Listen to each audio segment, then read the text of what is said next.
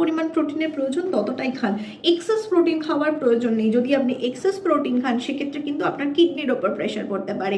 তাহলে আপনি কতটা প্রোটিন খাবেন?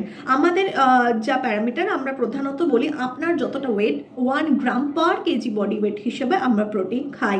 কিন্তু যখন যারা জিমে যাচ্ছেন তাদের ক্ষেত্রে অনেকেই দেখি তারা 2 গ্রাম 2.5 গ্রাম প্রোটিন খাচ্ছেন। বাট হোয়াই, কেন, কতটা ইম্পর্টেন্ট, কোন জায়গায় গিয়ে সেটা আপনার লাগছে, কতটা এক্সারসাইজ করলে তবে ওই প্রোটিনটা আপনি ইউটিলাইজ করতে পারছেন। আদারওয়াইজ কিন্তু ওটা এক্সেস অ্যামাউন্ট হয়ে গেলে আপনার কিডনির ওপর প্রেসার পড়বে।